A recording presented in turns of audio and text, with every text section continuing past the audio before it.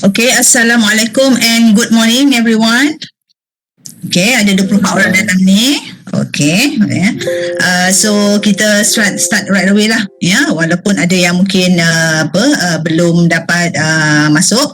Okay, saya tak nak, ya, sebab kalau saya lambatkan lagi start kelas, that means I penalize those of you yang datang awal. Macam tu, ya. So it's not fair, ya. You datang awal tapi terpaksa menunggu yang lebih lewat. Okay, ya, so kita start hari ni dengan satu lagi chapter yang saya rasa cukuplah untuk satu chapter untuk hari ni, dan chapter ni pun quite lengthy, ya. Saya akan skip mana-mana yang tidak penting lah, ya. Okay, so untuk hari ni saya dah share nota dalam WhatsApp group, ya, on chapter 4. Alright, ya, yang kita panggil analyzing work and designing job. Okay, ya, jadi ini will help what you call this you to understand, ya, bagaimana proses dalam kerja dan sebuah organisasi berkaitan dengan job analysis, ya, yang menjadi responsibility of the HR department. Okay, ya, dan maybe the key in this chapter, ya, is number 4 ni, ya, methods for designing job so that it can be done efficiently and motivating, ya. So because this is the purpose of HRM, to motivate people, ya, to make sure that the job is done efficiently untuk mencapai performance syarikat, ya, and maybe a little bit, ya, on how the concept of ergonomics, alright, ya, contribute kepada job safety. Alright, yeah, and how it can help, yeah, to plan, yeah, for mental demands of a job. Okay, yeah, so maybe looking at this first diagram, yeah, mungkin you pun boleh kaitkan dengan you punya kerja. Alright, ya, kita berkata workflow in an organisation, ya, selalunya kalau konsepnya secara umum, ya, dalam suatu proses kerja mesti ada output. Mesti ada input, mesti ada output. Okay, ya. Dan the job, ya, that someone does, ya, diasaskan kepada how, ya, work flows in an organisation. Ya, maksudnya kalau kita kata manufacturing tu, ya, kat mana dia bermula? Ya, adakah dengan kita punya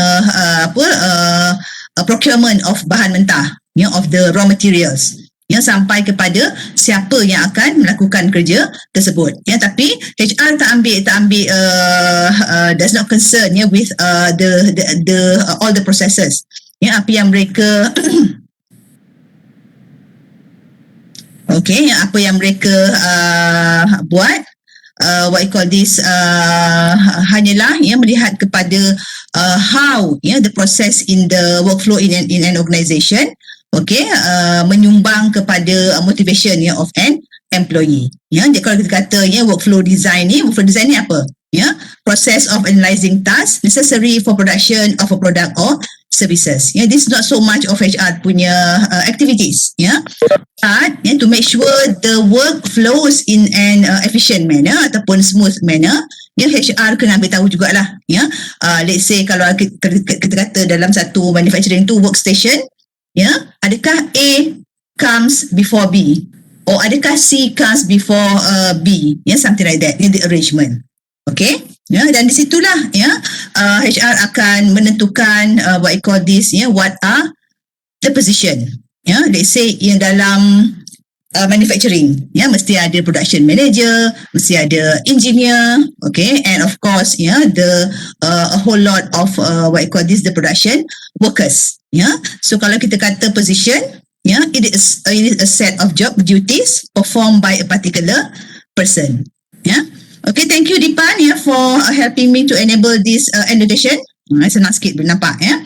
Okay, set of job duties, ya, maksudnya let's say you work as an accountant. Okay, ya, apa you punya set of duties and responsibilities? Okay. Yeah, so meaning kalau orang tanya, okay, what do you work for? What do you work as in your company?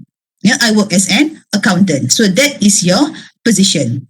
Okay, yeah, and kita ada juga term yang kita panggil job. Yeah, set of related duties. Yeah, maksudnya, yeah, bila your position is an accountant, Okay, what do you do? Okay, you have maybe you will do a little bit of auditing, okay, reporting, bookkeeping and so on. So that is your job as an accountant. Okay, so this is the concern of HR. Alright, they need to have maklumat yang jelas tentang berkaitan dengan apa position yang ada dalam organisasi dan apa tugas yang mereka lakukan. So that the workflow can be smooth daripada proses A sampai ke proses Z, for example. So in other way, to ensure that nobody buat kerja yang redundant ataupun yang sama. Alright, just to what I call this, make sure everyone has their own job scope dan juga nak make sure balance between kita punya pekerja punya workload. Meaning nobody has too many jobs and nobody has a little too little a job. Okay, for example. Alright, saya close dulu. Okay, so this is kalau kita nak letakkan the workflow dalam bentuk input and output. Okay, so input not necessarily raw materials. Jadi raw materials ni maybe the procurement punya department punya responsibility. The equipment could be the engineering or production department punya responsibility, and HR responsibility is here. Macam mana saya nak dapat balik annotation tadi?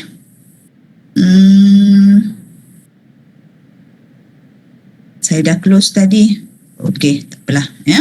Okay, so this is HR punya contribution.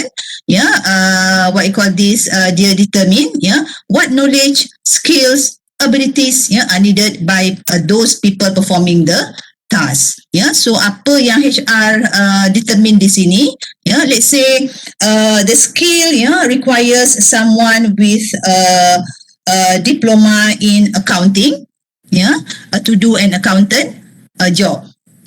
And the accountant job requires someone to use a certain software using a computer so that deals with the equipment and facilities that the accountant has to do. Maksudnya equipment yang digunakan oleh seorang pekerja mesti selari juga dengan skill yang dia ada. Let's say the company has a very canggih software or computer to be used by the accountant, tapi accountant tak ada skill untuk dia menggunakan those technology, it would be useless.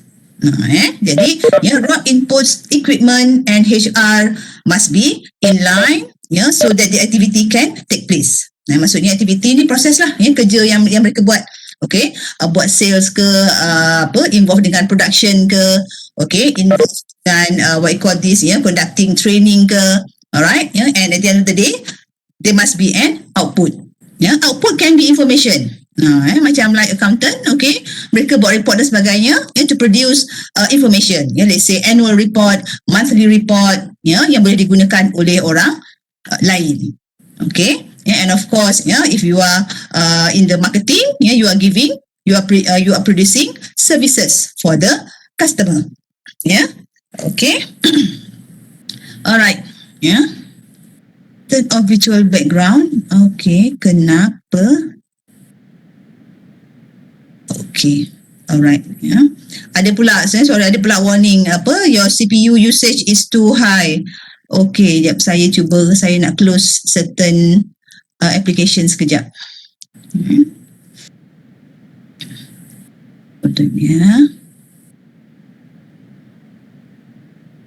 Okay, untuk siapa tanya ni attendance untuk semalam macam mana, Prof? Anwar, maksudnya macam mana? Anwar, you tak dapat sign in ke apa? You tak dapat isi form ke apa? Saya dah share kan semalam? Dapat ke tak dapat? Tak dapat. Oh, tak dapat. Okey. Kita ada share dalam chat box semalam kan? Okey, tak apa. Nanti Anwar PM saya personally untuk dapatkan link kelas semalam. Okey. Lepas habis ni. Alright. So saya share dulu yang attendance untuk hari ni. ya, dalam chat box, ya. Please sign in dalam tempoh kita buat kelas ni lah, ya, because after class saya akan disable, ya, the form untuk receive responses. Okay.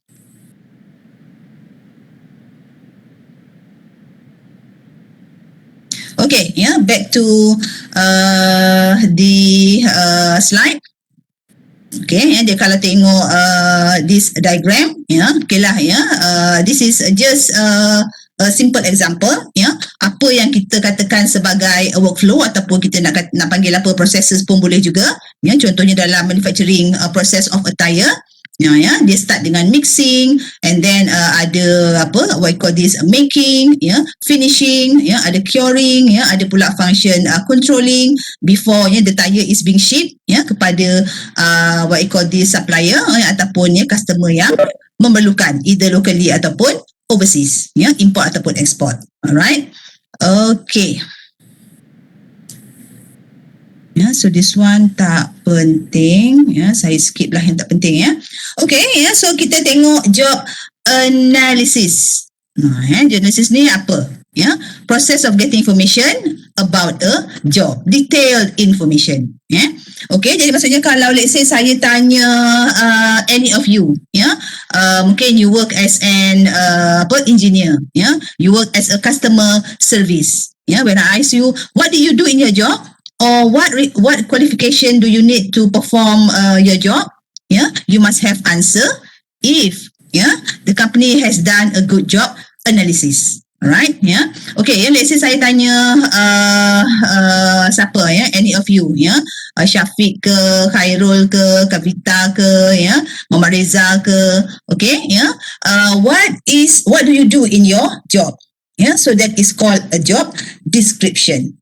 Okay, yeah, dan let's say saya tanya you, what qualification do you need to perform your job that you are doing now? Okay, yeah, so that is the job specification. Maksud job description, okay, adalah apa ni? List of tasks, duties and responsibilities, ya, that the particular job entails. Jadi adalah dia punya, ya, komponen dia, job title, ya, tajuk, ya, dia punya jawatan tu apa, ya, assistant manager, assistant officer, ya, ataupun, ya, let's say personal assistant. Okay, that is the job title. Okay, ya, so ada ke masa masuk kerja dulu dapat tak a proper job description? Okay, masa first day, ya, masuk report for duty, ya, HR pun datang, ya, bagi you punya job description, ataupun mungkin ada yang panggil job scope ke. In your company dipanggil apa? Job description ni, list of duties. File manager tu. Dia panggil apa? File manager. File manager. Okay, ya. Ini dalam ni di government ke? Government tu. Government. Alright, okay, Government file manager. Ya, okay, betul, ya. So kalau those yang work in private pula, dia panggil apa agaknya? Mungkin ada lebih banyak variety di situ.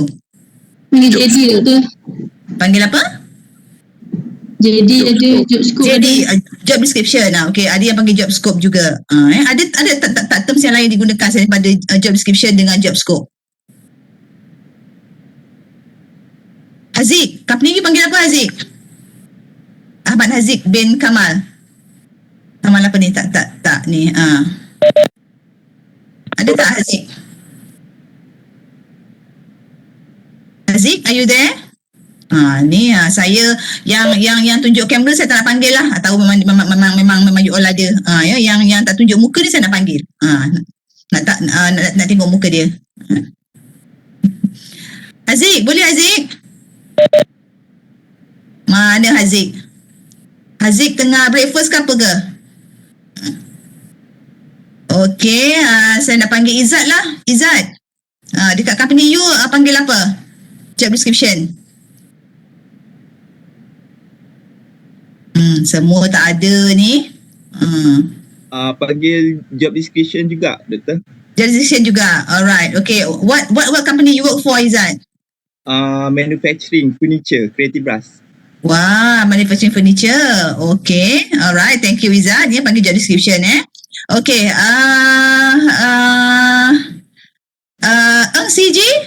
Saya nak dengar lah Eng CG. What do you do in your company, and what do they call your job scope?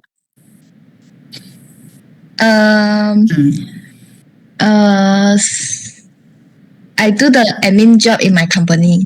Okay, admin job. Okay, so masa masuk kerja, mereka beri tak your job description ataupun okay, this is your job scope, this is what you're supposed to do, and kepada siapa you report for duty dan sebagainya. Yeah. I Okay. got the job scope like do the report and the summary of the meeting, something like that. Oh, okay. Ataupun maybe some company they will call job summary, maybe. Okay. Mungkin ada yang panggil job summary. Yeah. Okay. Thank you, CJ. Thank you, Alright. Doctor. Alright. Okay. Nak dengar dari Tamila Rasi. Nak panggil apa ni? Mila ke? Dia punya short ni. Boleh panggil Mila ke? Boleh panggil Mila. Alright. Okay, Mila. So in your company, what do they call the job scope? Job description juga. Job description juga. Masa masuk kerja dapat tak this document? Tak dapat, tapi ada dekat website. Kita boleh tengok dekat company website. I see. Mereka ask you untuk refer kepada website lah. Okay, alright. That's good juga ya. In an effort untuk kita save paper lah kan. Ni tak perlu nak print out dan tell you okay, this is your job scope ya. Refer sahaja kepada website. Okay, thank you Mila. Alright, Zarina, boleh share sikit dengan kita. What your company call ya, your job scope ataupun job description?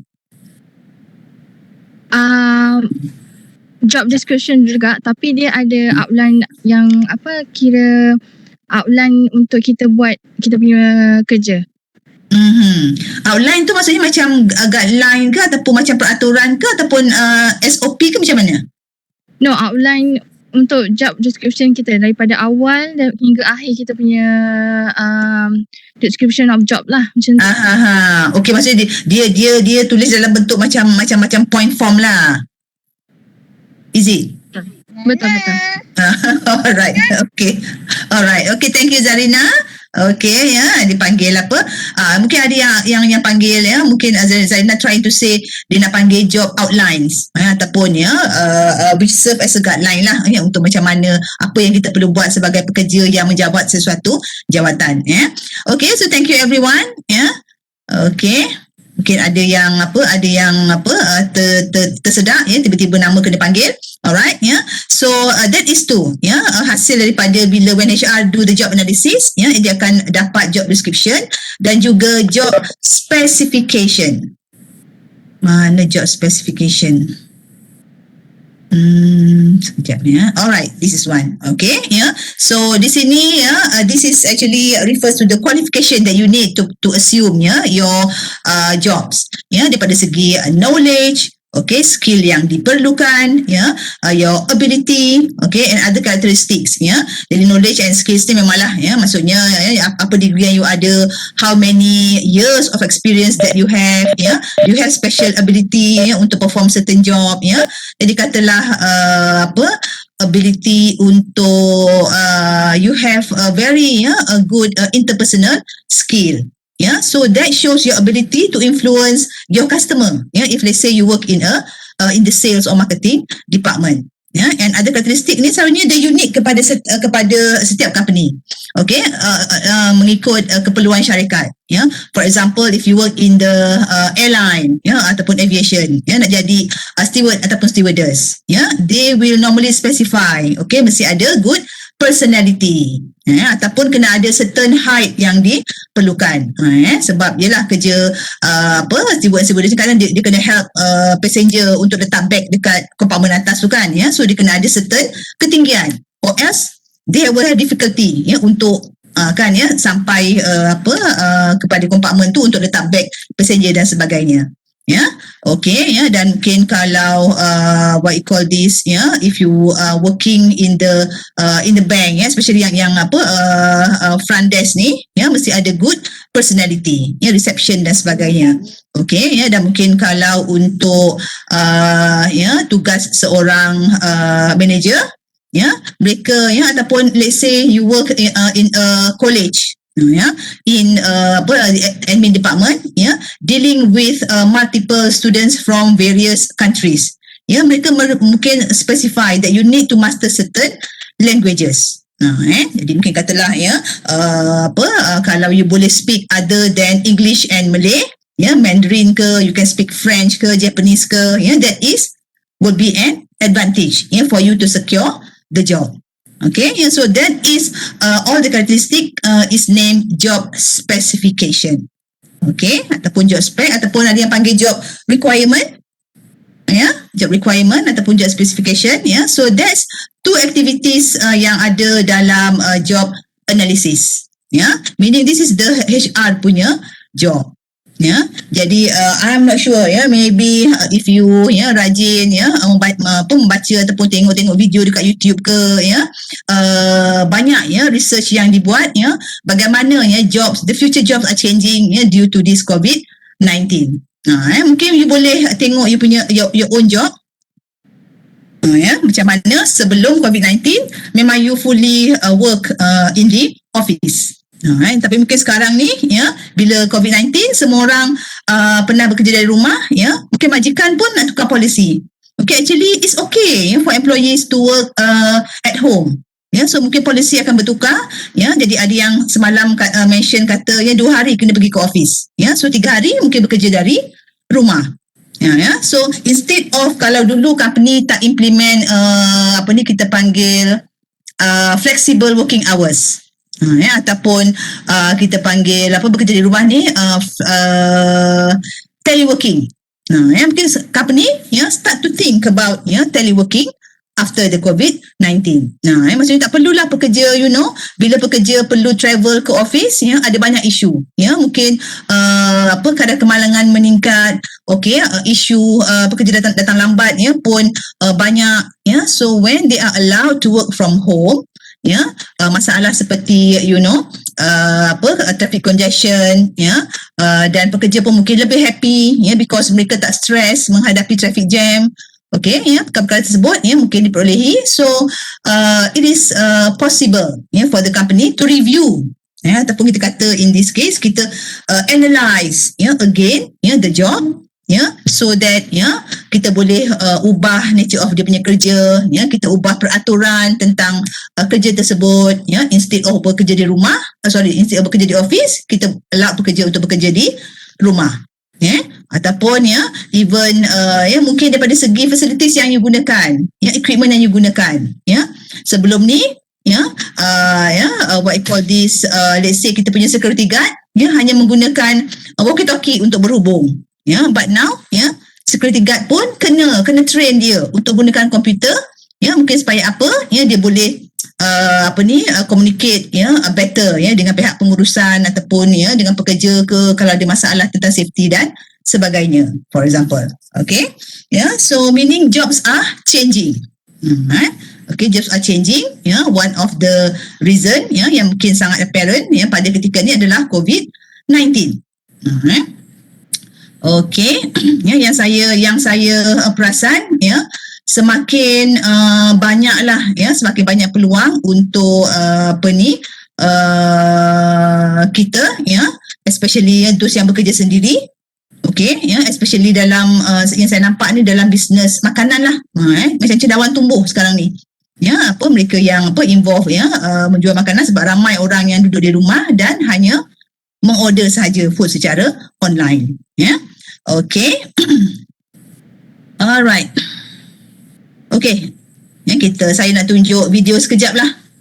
Jadi maybe dia berkaitan juga dengan topik kita hari ini. Jadi mungkin ada yang bekerja sebagai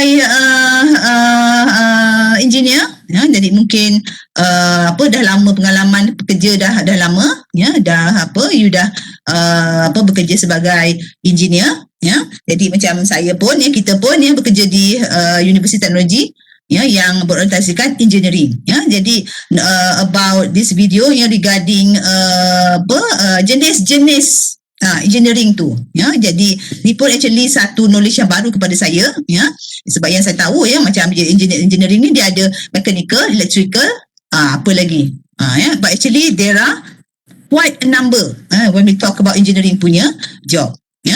Okay, so kita tengok video ni sekejap.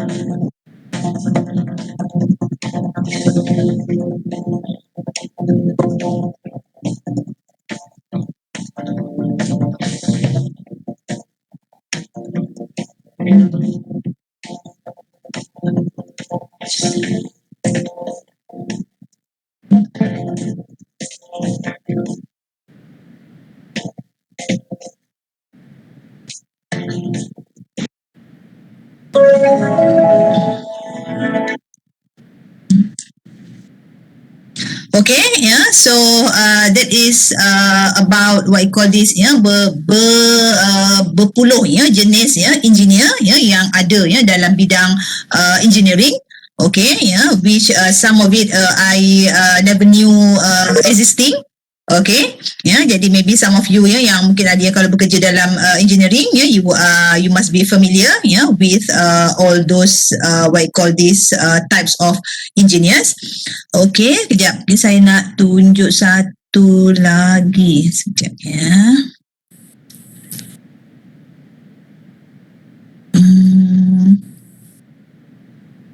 Mana dah banyak sangat video, saya kena cari sekejap ya.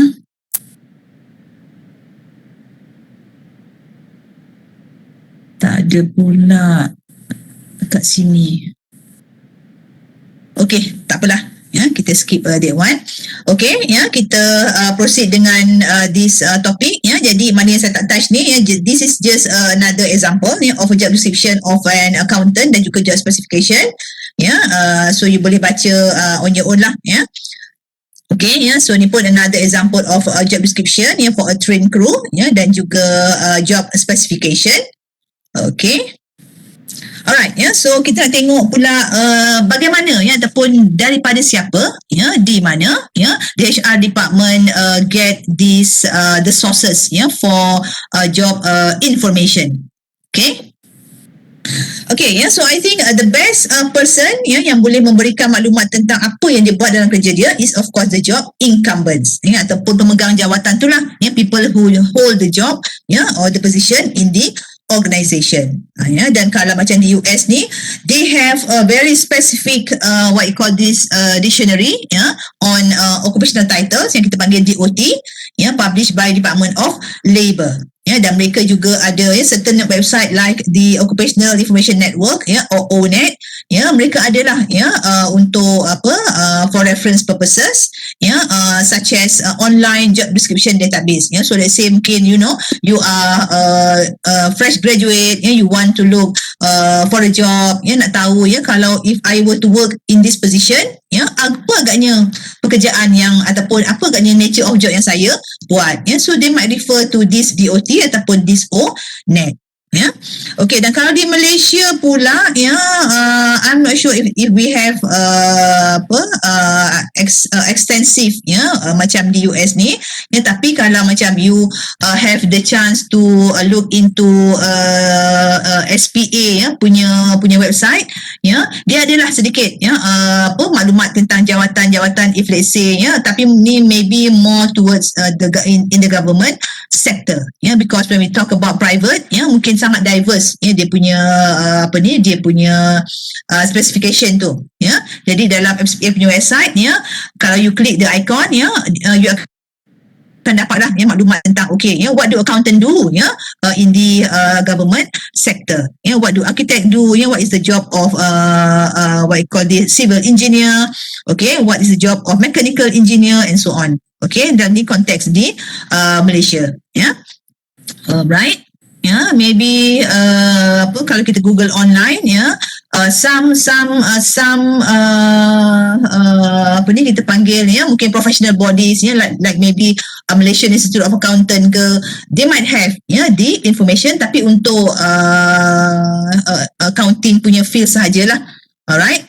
Yang lebih yang general untuk semua position, maybe we need to Google in specific what you call this association ke, society ke, yang berkaitan dengan tugas yang you buat. So cara kedua untuk what you call this tools yang HR boleh gunakan untuk mendapatkan maklumat, macam mana kita memang kita tanya pada incumbent, tapi apa tools yang kita gunakan? Kita boleh gunakan questionnaire yang kita panggil PAQ, Position Analysis Questionnaire. Jadi kalau you Google PAQ ni, you akan dapatlah, tapi as far as bila saya Google, mungkin dia under copyright, this PAQ ni, dia tak beri the whole lot of the questionnaire, kena ada certain fee yang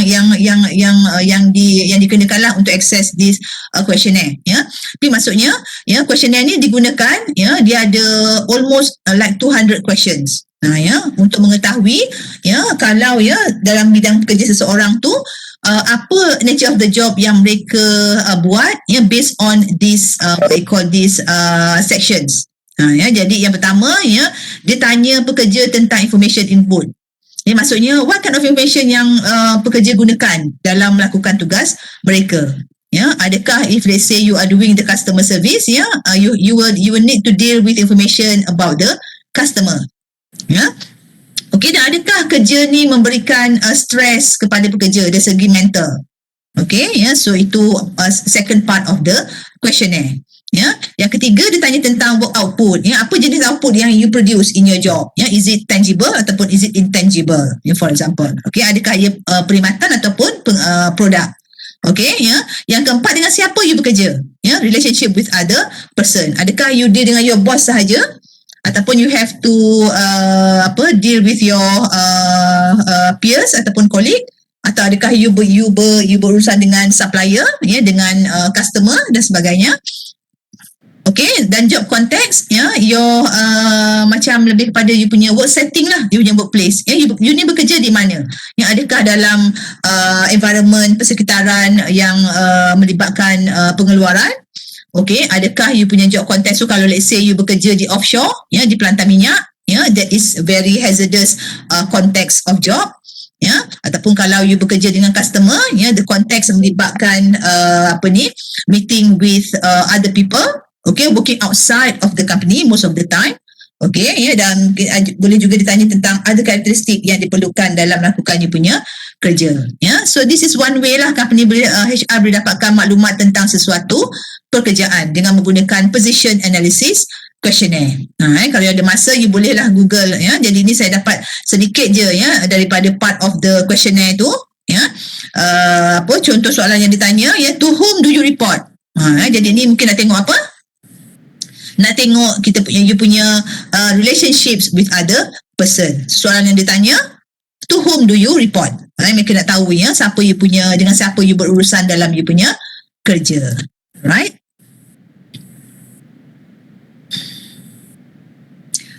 Boleh setakat ni? Semua okey ke? Are you following? Yes. Alright, faham. Kalau ada tak faham, just stop saya dan tanya. Alright, boleh bro. Apa input ke yang you nak add? So far tak ada. Belum ada. Nanti input semua saya keluarkan dalam exam, doktor. Pernah ada student jawab macam tu. Student, doktor, kita orang tak nak keluarkan sekarang. Kita akan keluarkan masa exam dengan test nanti. Yelah awak jawapan jawapan zaman generation zaman sekarang kan, Okay. Alright, Riza. Macam resume ke apa semua, HR juga yang baca semua dulu. Not necessarily. Ya, jadi sebagai HR ni, okay, maksudnya bila you hantar you punya resume, let's say sekarang ni online kan, ya, HR will be the department yang the person in charge yang akan receive your resume. Kepada siapa resume tu dihantar, that will be the next stage. Ya, katalah you apply for the job of accountant, dia akan pergi kepada accounts punya head of department. Selalu macam itulah. Sebab HR dia tak ada expertise, dia mungkin tak faham the nature of all jobs yang ada dalam organisasi. So dia lebih kepada admin. Ya, dia menerima resume dan hantar kepada pihak yang memerlukan, yang mencari pekerja baru tersebut. Okay, Reza? Alright, okay. Okay, lagi? Ada soalan? Tukar resume, ya.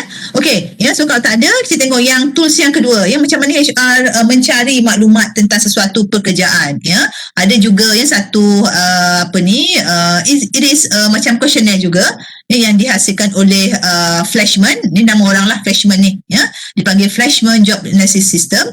Okay, sebab dia lebih kepada nak mengetahui, ya, apa ability yang diperlukan untuk seseorang to perform, ya, the required job. Ya, jadi dia akan tanyalah soalan, ya, yang berkaitan dengan kebolehan untuk menulis, okay, deductive reasoning. Maksudnya ni kebolehan untuk you mencari sebab, ya, kenapa sesuatu berlaku. Jadi dia mungkin melibatkan you punya judgement, you punya insight and so on. Okay, ya, apakah jenis manual dexterity yang diperlukan? Jadi mungkin katalah, ya, kalau tugas you tu, ya, you sekarang ni most of us bekerja di hadapan komputer, especially those yang work in the office job. Jadi mungkin dia akan tanyalah, ya, how long you sit depan komputer, okay, apakah, ya, macam mana, ya, penggunaannya kita punya tangan, kaki dan sebagainya. Adakah dia melibatkan you banyak berjalan ataupun you just sit in your workstation daripada 8 pagi sampai 5 petang. Okay, ya, jadi dia melibatkan, dia akan tanya jugalah, ya, on manual dexterity. Dia akan, ya, mungkin ada soalan yang bertanyakan tentang ability tentang you punya stamina, ya. Kalau you kena, ya, most of your job bekerja di luar, ya, mungkin, ya, at one day you kena jumpa 10 klien di 10 tempat yang berbeza. Ya, jadi of course that requires a lot of travelling. Ya, jadi mungkin HR akan tahulah, ya, what kind of stamina yang diperlukan untuk membuat dia punya kerja yang kena meet, ya, at least 10 clients in a day, for example, ya. Okay, ya, dan originality, setakat mana you need to apply, ya, you punya skill, ya, you punya knowledge, ya, dalam you punya job tersebut, ya, and to what extent your job ni macam berbeza daripada, ya, tugas, ya, individu yang lain, ya. Okay, ya, so that is Flashman Job Analysis System, ya. Tapi of course, ya, mungkin dengan adanya teknologi hari ini, ya, there are so many ways, ya, macam mana kita company boleh tahu, ya, mungkin daripada observation, ya, pun boleh juga, ya. Tapi mungkin kadang observation ni dia can be very subjektif, ya, untuk kita membuat rumusan tentang apa yang seseorang pekerja itu buat. Ya, so I think giving a questionnaire, ya, sesuatu yang sangat valid lah, ataupun, ya, sesuatu yang sangat helpful lah untuk HR, ya, mendapat tahu apa tugas, skop tugas seseorang pekerja. Okay, so ni saya dapat sikit, ya, example of this Flashman Job Analysis. Kalau daripada skill tu dia tengok kognitif, psikomotor, fizikal, macam-macam lah, ya, soalan yang dia boleh tanya, ya. Okay. Alright, ni team booking saya skip lah, ya. Okay, ya, so kenapa job analysis ni sangat-sangat penting kepada dalam HR punya function? Okay, ya, almost every function of HR requires some form of information yang didapati daripada job analysis. Jadi untuk apa? Katalah untuk work redesign. Sekarang ni kan, ya, daripada kerja di office, redesign, ya, untuk bekerja dari rumah. Jadi mungkin, ya, bila you bekerja dari rumah, ya, company punya you punya job specification, ya, pun sedikit berubah. Kalau dulu company tak perlukan you skill untuk access the information, ya, yang you perlu access, ya, untuk membuat you punya kerja, ya. But now you have to have the skill untuk, katalah, untuk mencari maklumat. It is an example of how your job have changed, ya. So HR has to redesign the work, ya. So bila redesign the work ni, they have to refer to the job spec dan juga job description. Maksudnya tengok job description sekarang ni, tugas you hanyalah buat report. Ataupun your job is reporting to the head of department. Tapi mungkin bila bekerja dari rumah, your report, you kena report kepada top management on top of your head of department contohnya. Okay, so berlaku perubahan dalam you punya job description. Dan mungkin bila your job has been redesigned, you kena dapatkan skill yang baru untuk memulihkan you membuat kerja. So company akan tengok balik job spec. Kelulusan dia ni SPM je, tapi sekarang ni kita perlukan dia skill untuk dia master certain teknologi. So company kata kita kena hantar dia untuk pergi training so that dia ada, dia mempunyai skill yang kita perlukan. So mungkin lepas balik daripada latihan tu, in a way dia punya job spec tu akan berubah lah. Akan berubah, tambah satu lagi skill yang diperlukan untuk membuat kerja yang terlibat. So maknanya job spec, job description penting bila company nak buat perubahan dalam senarai ataupun skop tugas pekerja. How about HR planning? HR planning ni untuk menentukan bahawa company mempunyai pekerja yang ideal, number of workers, maksudnya tak lebih tak kurang pada suatu masa mengikut keperluan syarikat. Dan job analysis ni ataupun job description and job specification memberitahu syarikat at one time, katalah now is 2021, kita ada 100 orang pekerja. Company nak tengok nak buat planning, perlu tak kita tambahkan pekerja ke ataupun kita perlu buang certain pekerja ke.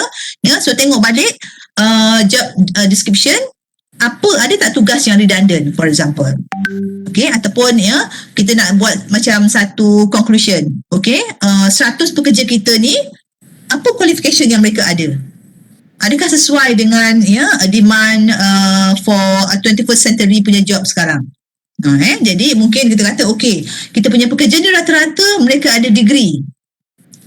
Tapi pengalaman the most pun 10 tahun sahaja.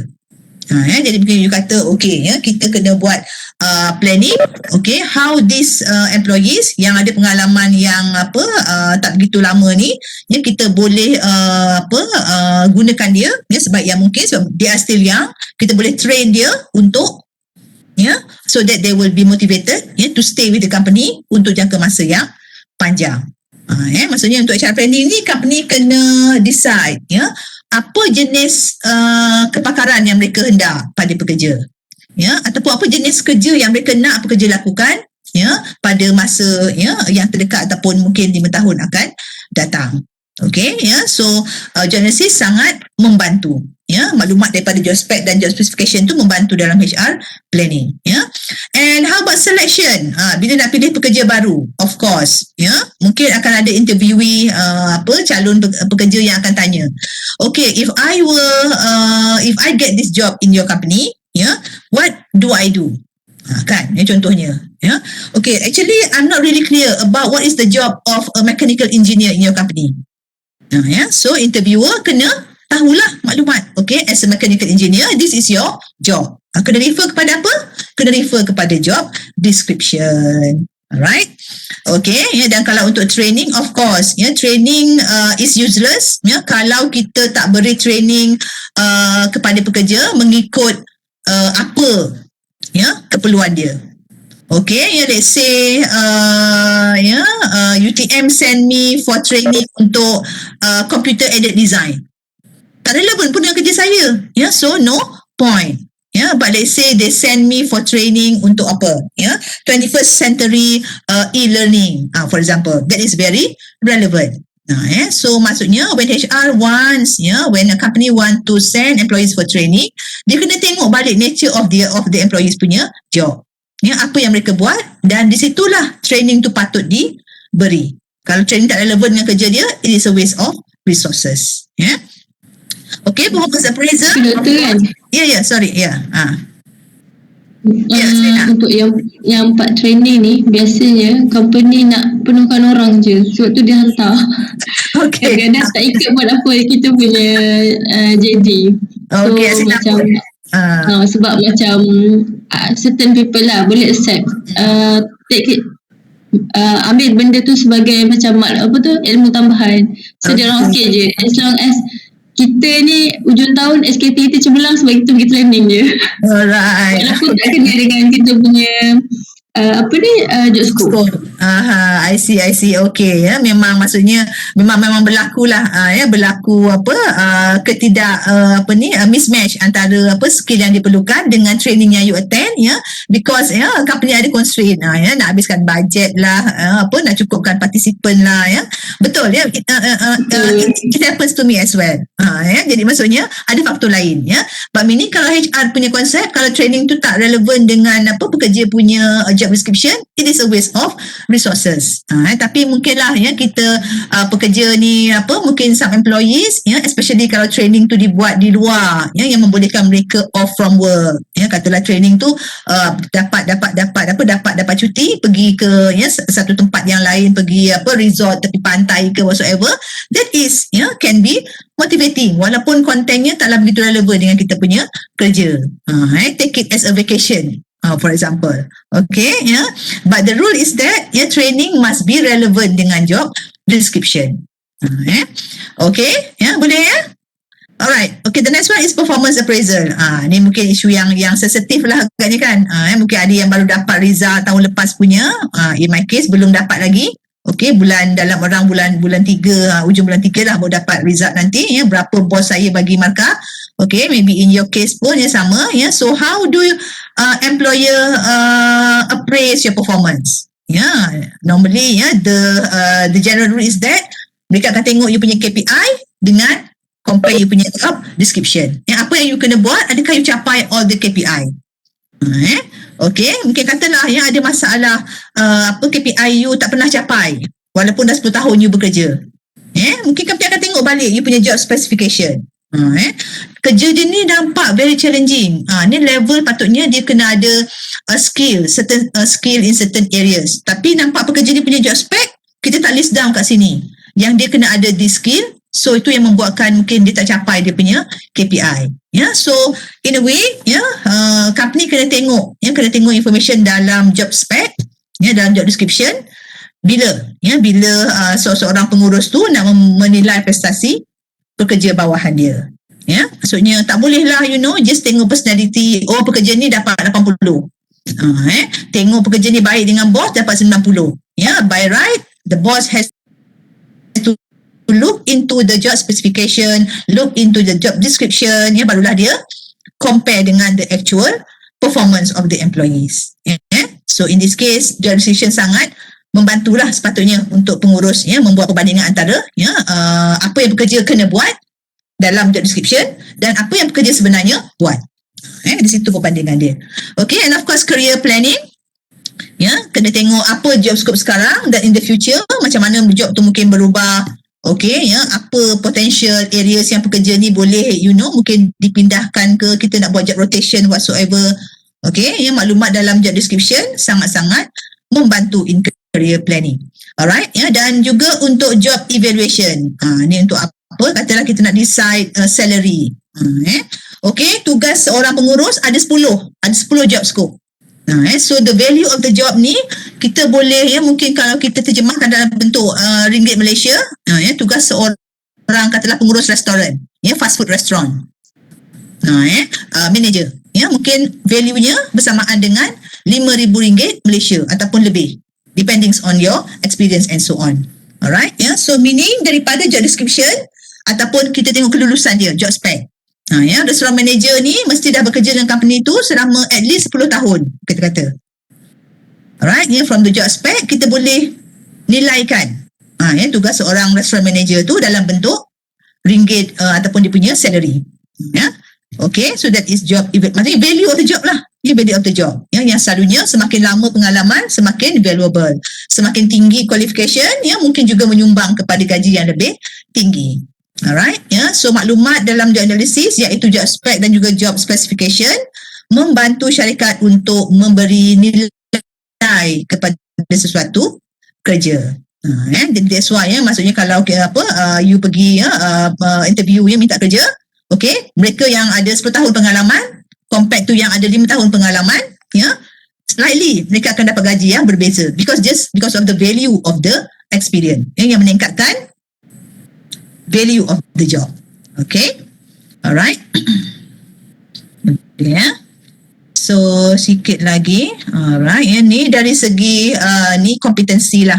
Jadi mungkin the instead of sekarang ni, skill, ability, company gunakan terms yang lebih advanced, which is competency, kecekapan. Ya, jadi mungkin bila kita pergi training dan sebagainya pun, ya, kita tujuan dia untuk meningkatkan kita punya kompetensi. Jadi ini an example lah, ya, an example of competencies for project manager, ya, daripada organizational and planning skills sampailah kepada communication, ya, financial and quantitative skills. Alright. Dan ni another example, ya, untuk skills atau kompetensi untuk mereka yang dalam bidang ada sebut tak? Saya rasa ni account sorry dia tak ada sebut ni accounting rasanya. Okey, ya. Jadi dia nak tunjuk, ya, semakin tinggi, ya, kita punya jawatan, ya, meaning the more advanced, ya, kita punya jawatan tu semakin kurang technical skill yang diperlukan. Sebab ialah, you know, when you become a manager, ya, tugas you adalah manage the people. So you need a higher degree of people skills, ya, dan kurang kepada technical skill, ya. Tapi untuk yang entry level, ya, mereka kena menunjukkan that they have the skill to do the job. Ya, so that's why untuk early entry level staff, ya, technical skill adalah yang paling penting. Tapi as you grow in your career, ya, dan mungkin once you become CEO, ya, the C-suite punya staff, ya, leadership skill is the utmost important. Ini kalau kita nak kata kompetensi dalam pekerjaan lah, ya, how it change, ya, along the career, ya. Okay, alright. Ada pula di sini term de-jobbing. Designing work by project rather than jobs. Maksudnya ni bukanlah nak kata di job you hilang your job, ya, tapi maksudnya you punya nature of job tu, ya, yang menjadi semakin macam umum. Because why? You have to work with other people, ya, in a team, ya, in a project maybe, okay, ya, yang menyebabkan you punya skill tu has to be very very flexible. Ya, mungkin your tugas hakiki you adalah sebagai seorang admin assistant.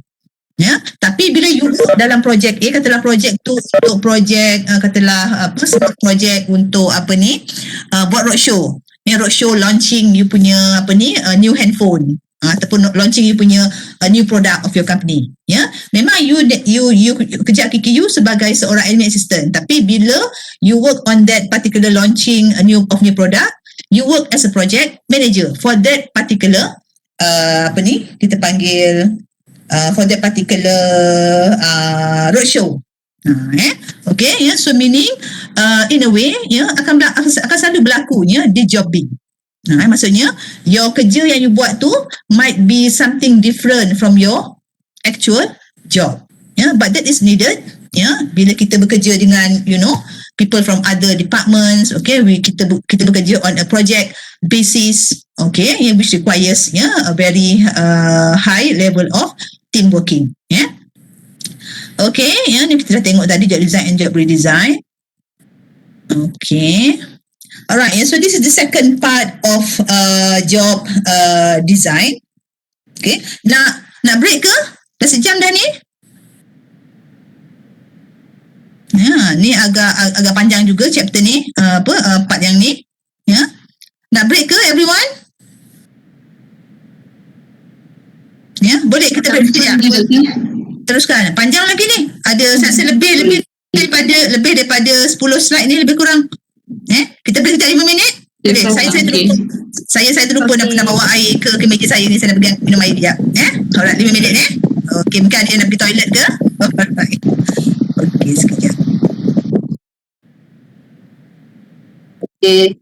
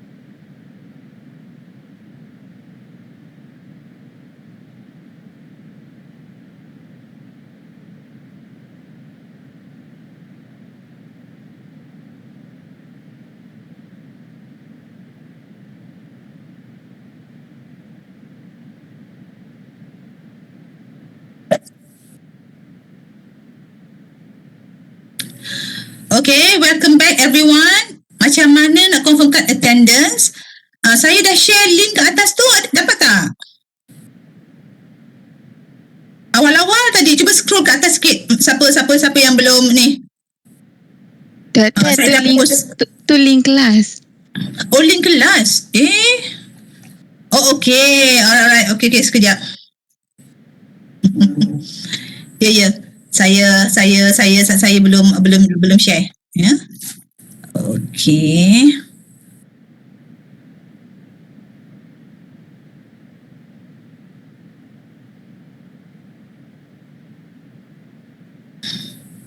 Okay, ya.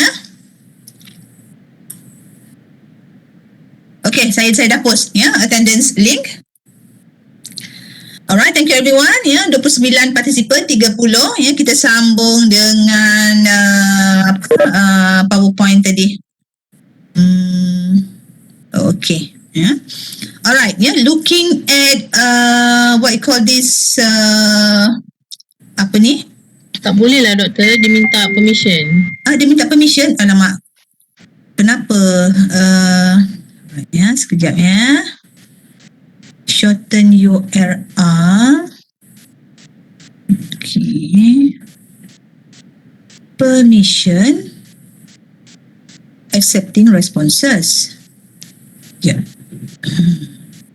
Oh, okay. Saya kena unclick restrict to users. Okay, limit to one response. Okay, sekejap. Saya send lagi sekali.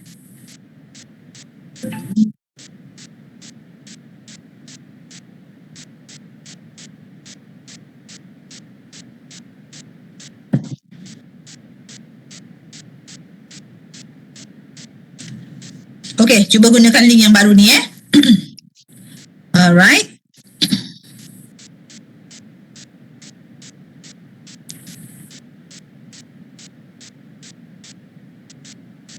Okay, kalau tak boleh juga let me know ya.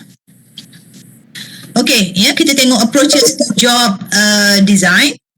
Okay, yang macam mana pelbagai pendekatan yang digunakan oleh HR bersama-sama dengan other departments, could be the engineers, could be the what you call this, OSHA department, okay, untuk make sure kerja yang dibuat oleh pekerja ni dia mempunyai the best design that can motivate them to perform the job.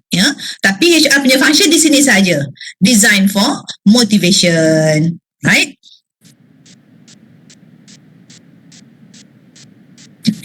Hold on.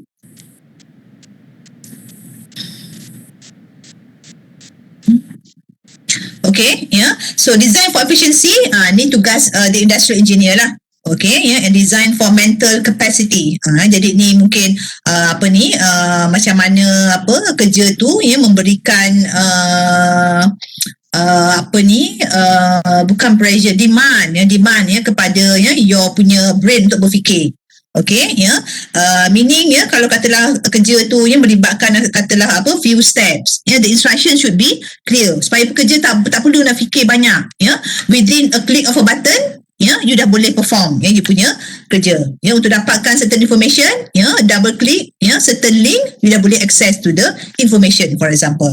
Okay, dan tak perlulah katalah tak perlukan kepada memory aids yang terlalu tinggi. Maksudnya tak perlu hafal, you tak perlu hafal step apa you kena buat untuk buat siapkan report, all the tools, all the technology, all the facilities membolehkan you untuk mengurangkan demand untuk kita menggunakan kita punya mental capacity, dan ni mungkinlah bergantung kepada engineers, kita punya software engineers ke ataupun kita punya website punya developer ke. Alright, those yang design kita punya SOP ke. Alright, by HR punya concern is here. Design for motivation, melalui job enrichment, team working dan juga flexibility in the job. And of course, when it comes to ergonomic, mungkin ni safety and health engineer lah, termasuklah macam mana company kena fikirkan adakah the seat that's provided to you, you punya workspace tu adakah cukup luas untuk memberikan keselesaan kepada pekerja, ya, ataupun ruang antara seorang pekerja dengan pekerja yang lain tu adakah cukup besar untuk membolehkan mereka mereka punya own private space, ya. Dan mungkin kalau kita talk about the nature of office ni, ya, kalau you bekerja di Japanese company dengan yang Malaysian company, ya, dengan maybe multinational company, ya, the setting would be slightly different, ya. Yang saya tahulah, ya, kebanyakannya kalau kata kerja company Jepun tu, dia cuma ada partition sahaja. Mereka nak try to minimize the the what you call this the barrier in between one employee to another. Even manager pun kadang-kadang ada dalam partition sahaja. Tak adalah eksklusif bilik yang khas untuk dia dan sebagainya. Alright, so that is also job design. Dan ergonomi ni lebih kepada menjurus kepada safety and health. Okay, kesan kepada safety and health kepada pekerja. Okay, so we will look into more detail on this one, design for motivation. Right? Okay, so yang pertama, mungkin sekarang ni kita pun ada banyak peluang, instead of working in the office, 8 to 5 job, banyak company yang dah gunakan flexi time. Alright, maksudnya your official working hours is 8 to 5. Tapi pekerja dibenarkan, okay? You might not want to involve in the traffic jam. So you nak masuk kerja, you kata saya nak masuk pukul 9, balik pukul 6. Kalau saya masuk pukul 10, you balik kerja pukul 7. As long as you fulfill that 9 hours punya working hours. Okay, so that is flexibility. Jadi mungkin ramai pekerja, mungkin between 8 to 10 tu mereka nak buat urusan lain. Pukul 10 baru nak pergi bekerja. Tapi mereka willing untuk balik lambat. So that is flexi time. Adakah antara you yang company berikan kelonggaran ni flexi time? Ada sekarang ni mungkin kalau pekerja work from home ni memang dah totally flexible lah, okay, macam in my case pun ada flexibility nak pergi office ke nak bekerja di rumah. Alright, so that actually give different impact, untuk yang mungkin yang ada family commitment, they prefer this flexi time. Tapi mungkin kalau yang bujang tak ada masalah untuk mereka bekerja from 8 to 5. Okay, but in a way this such job design memberikan mungkin pekerja lebih happy, so they are more committed. Dia bekerja ikut masa yang dia lebih selesa untuk bekerja. Some people mungkin pukul 4 tu dah tak produktif dah. Tapi maybe some people mungkin dia late riser. Dia jenis yang bangun lambat sikit, productivity dia meningkat towards the end. Pukul 5 tu masih lagi boleh aktif bekerja. Alright, so because we are different. Okay, job sharing. For example, 2 lawyers, both fathers, share the job of assistant general counsel at Timberland. Maksudnya ni job sharing. Mungkin dalam keadaan bila mungkinlah impact of the COVID-19, company mungkin ada masalah kewangan, customer dah tak ramai, tapi company tak naklah buang pekerja. So they ask employees untuk remain in the company, tapi they have to share the job. Mungkin kalau dulu one customer, 2 customers, 1 lawyer. Sekarang ni 1 customer, 2 lawyer entertain. Just because of what you call this, less responsibility and so on. Okay. How about compressed work week? Mungkin you bekerja 4-5 hari saja seminggu, tapi tempoh bekerja dalam sehari itu lebih panjang.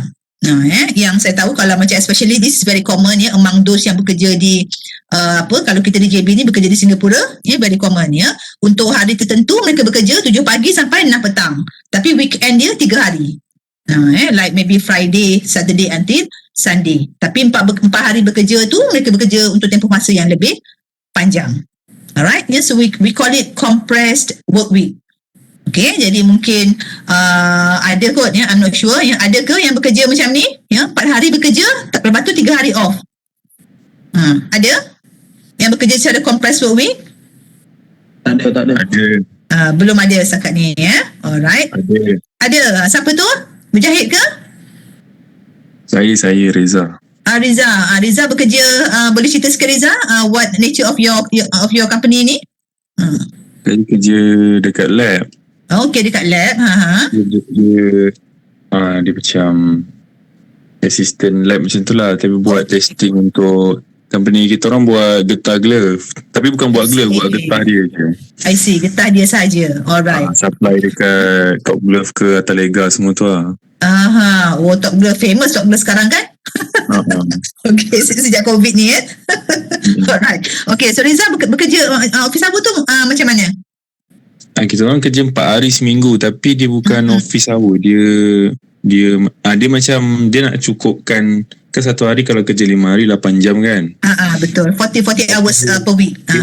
Pendekkan jadi 4 hari tapi satu hari 12 jam. Penatnya kan. 12 jam tu starting pukul berapa Riza? 8 pagi 8 malam.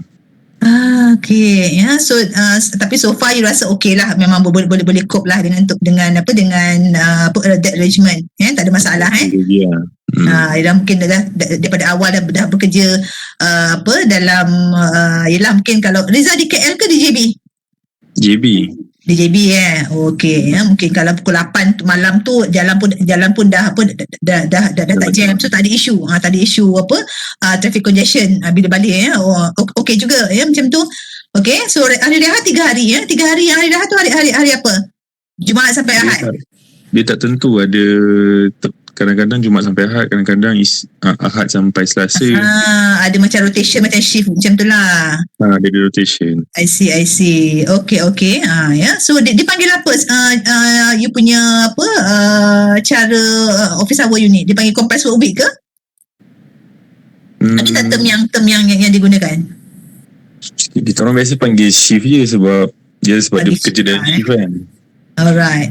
Okay. Tapi bila tanya dekat manager, dia kata itulah dia kompreskan masa tu biar jadi 4 hari, dia tak nak 5 hari kerja. Alright.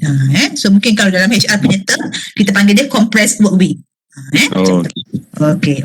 Thank you Reza for the sharing. Okay, so apa lagi telework. Jadi ni pun mungkin sekarang ada ramai yang bekerja dari rumah, maksudnya as long as you are not working in the office, dan you are connected via multiple electronic punya platform, we can call it telework. Jadi memang adalah macam kawan saya pun bekerja dengan Telekom, 3 hari bekerja di rumah, 2 hari baru pergi ke office. Tapi kalau macam bos panggil untuk ada meeting urgent ke, dia kena datang lah. Alright, we call it telework. Ada yang panggil telecommuting. So depends pada company lah dia panggil apa. Okay, so advantage-nya of course less need for office space. Jadi ada mungkin sekarang kita ni pun secara tak official bekerja dari rumah, but maybe temporarily due to COVID-19. Tapi tak adalah kesannya sebab kita secara temporary tapi kalau company memang membuat telework walaupun after COVID-19, okay, they will need less for office space. Maksudnya pekerja tu datang office cuma seminggu 2 kali sahaja. So mungkin hari lain yang dia tak bekerja, dia punya office space boleh digunakan oleh pekerja yang lain. So knowing that office space can be very expensive, so one of the advantage bila company buat telework, less cost for rental office space and so on. Okay, dan even kalau yang companies hire those people with disability, katalah special needs, jadi maksudnya mereka boleh buat CSR, part of the CSR, menggaji pekerja yang dengan disability. Tapi dengan telework mereka boleh hire this kind of special groups. Okay, tapi ialah mungkin bukanlah sesuai untuk semua kerja. Kalau production tu definitely not. No telework akan involve yang bekerja di office, okay, freelancer yang bekerja customer service, this is very what you call this flexible approach untuk bekerja dari tempat yang selain daripada office. Okay, economic study, kita untuk make sure safety and health of employees. Jadi mungkin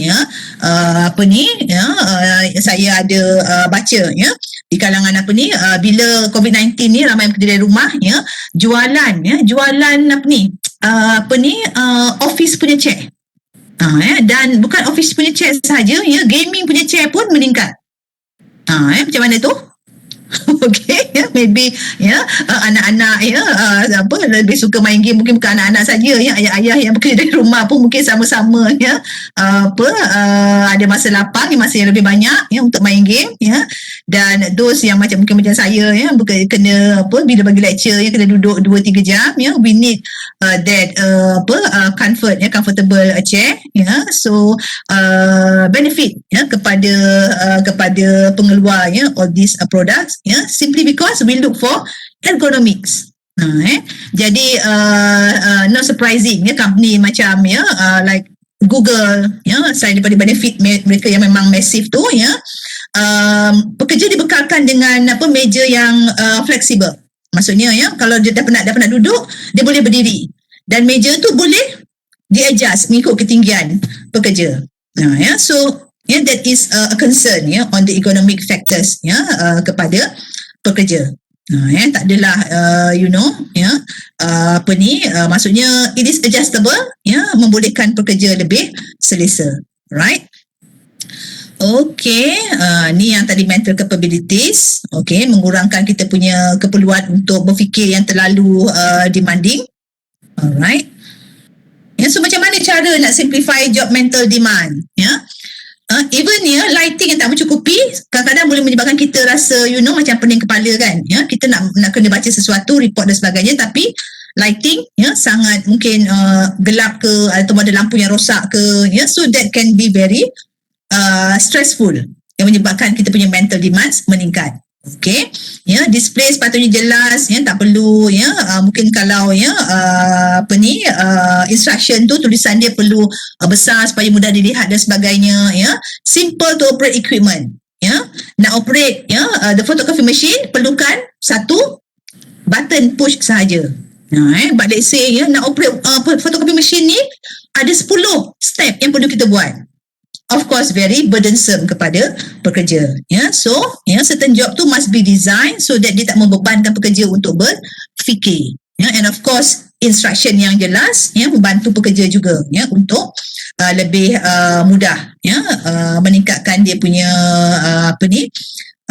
mengurangkan dia punya mental demands. Okay, so I think that's all for this chapter. Maaf saya ingat ada banyak lagi sebab saya tersilap dengan topik dalam OB. Sebenarnya untuk HR kita sampai detail yang sampai setakat ni sahaja. Okay, so now habis chapter 4. Ada apa-apa soalan ke?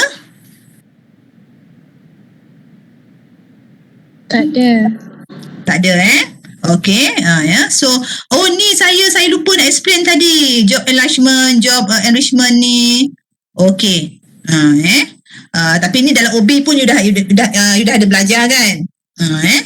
Nak saya explain ke ataupun nak baca sendiri?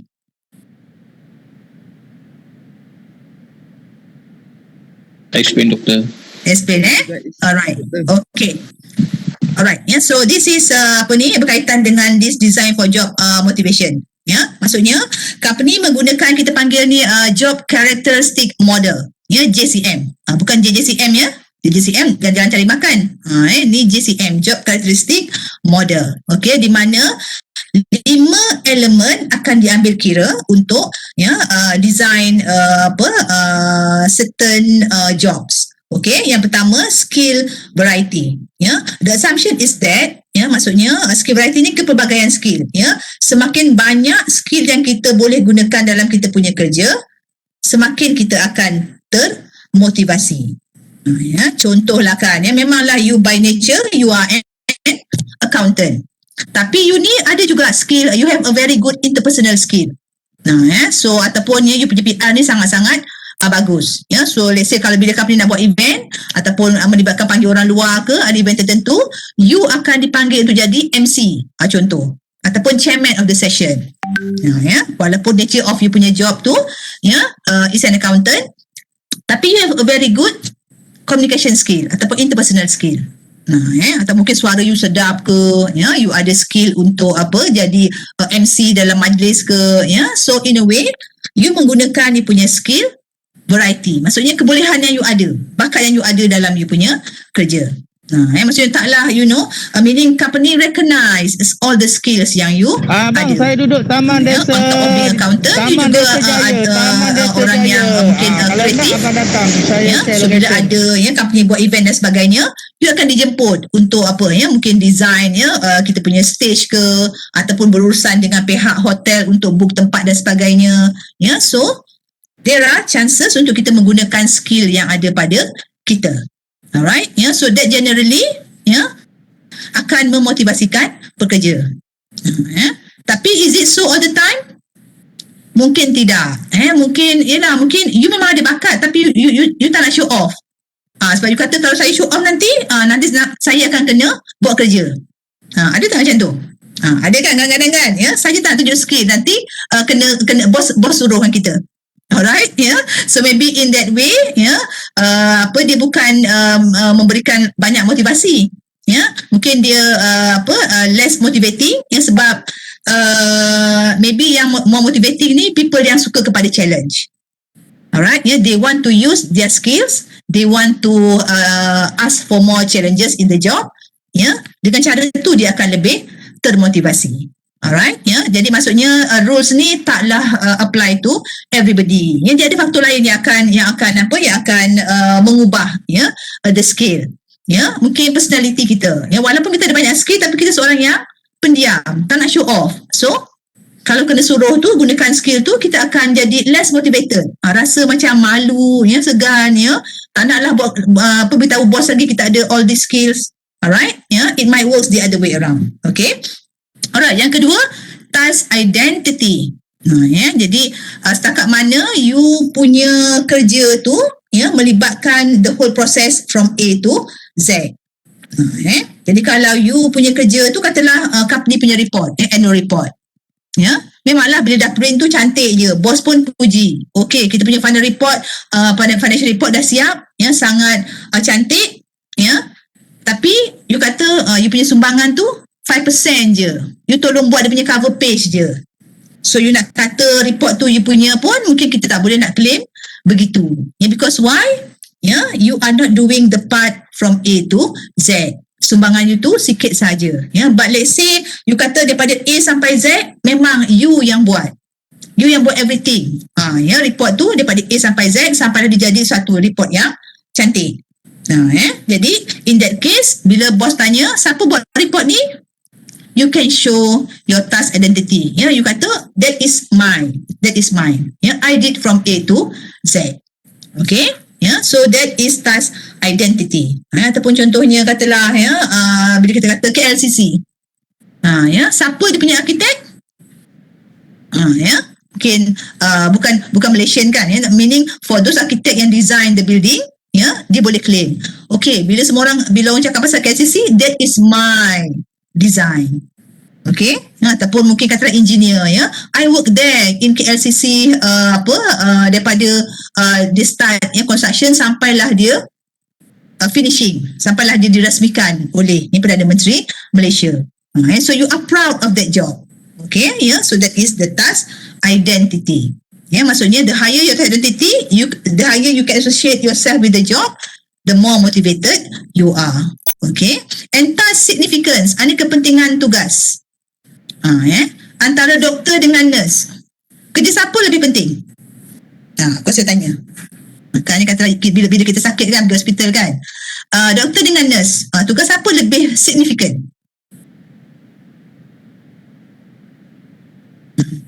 Ada nak beri pendapat? Siapa yang tak pernah saya panggil lagi ni? Nurshida? Ada nak beri pendapat? Kalau saya tanya, doktor dengan nurse, tugas siapa lebih signifikan? Boleh Nurshida? Apa pendapat you? Ada ke tak ada ni Nurshida ni? Asli dah tanya dia. Dia dah banyak dah tadi jawab. Okey, saya cuba panggil Suzila pula. Suzila, ada ke? Suzila. Kau saya tanya pendapat.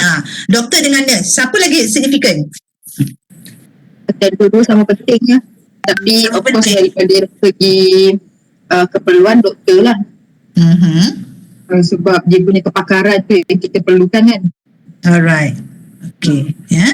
Tapi mungkin katalah itu pendapat Suzila ya, mungkin doktor lebih penting ya, tapi mungkin pendapat orang lain berbeza pula. Yang dia kata doktor hanya visit dia kalau kat ward tu sehari 2 kali je, pagi dan petang, tapi tempoh dia 5 minit je. Most of the time saya deal dengan nurse. So saya rasa tugas nurse lebih signifikan.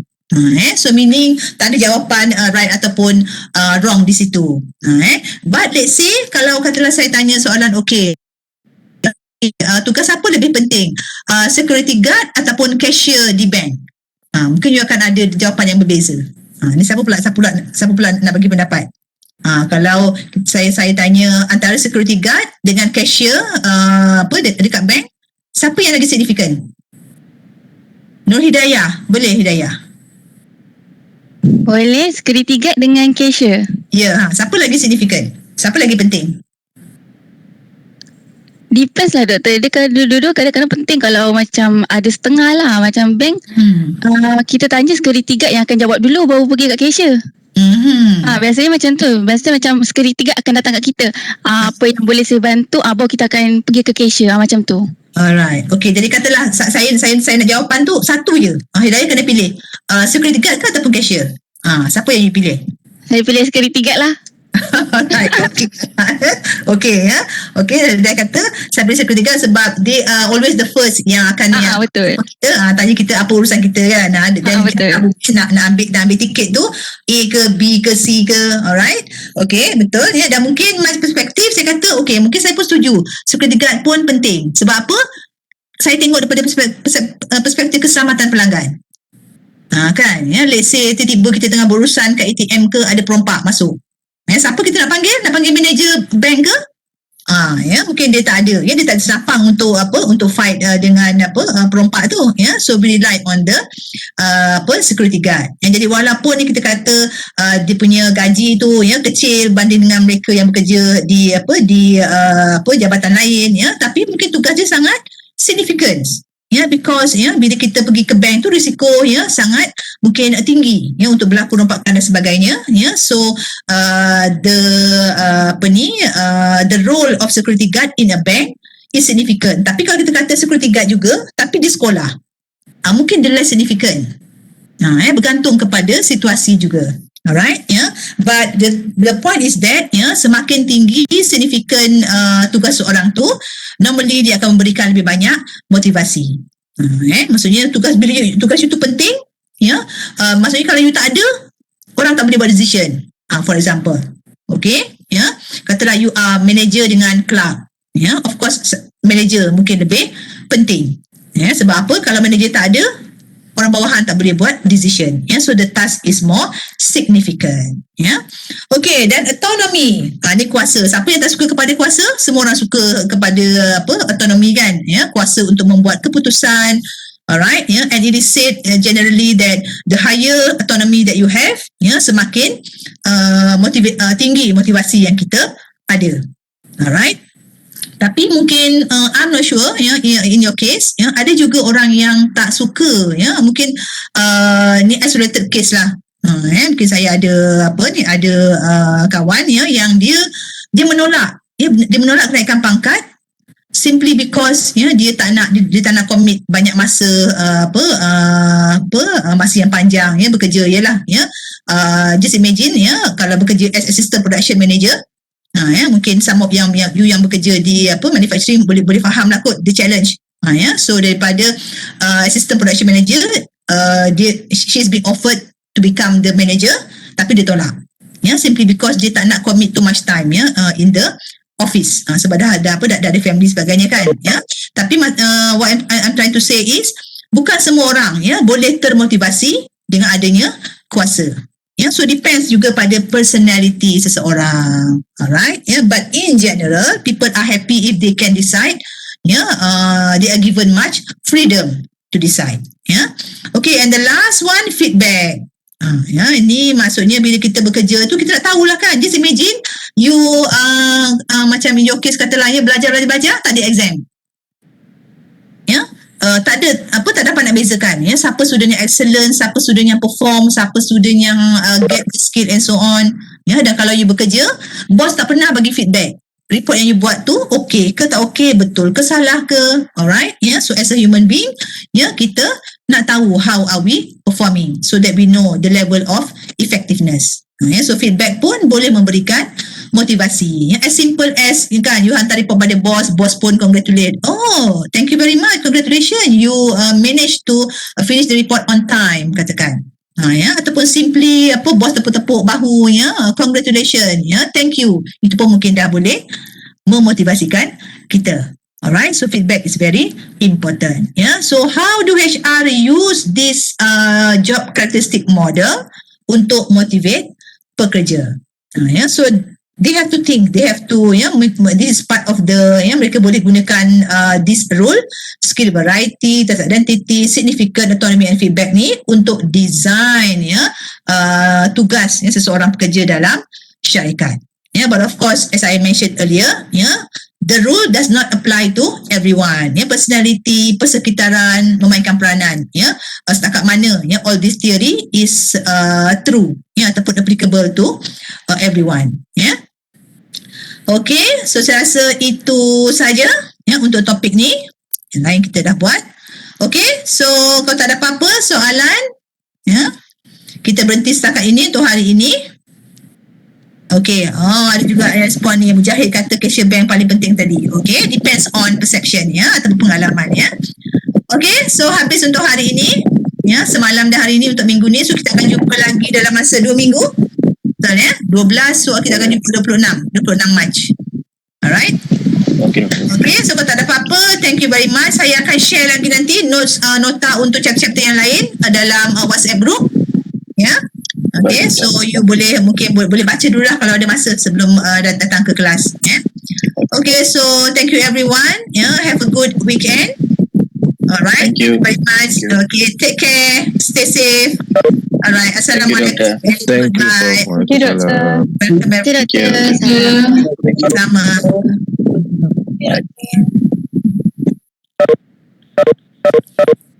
Thank you. Thank you.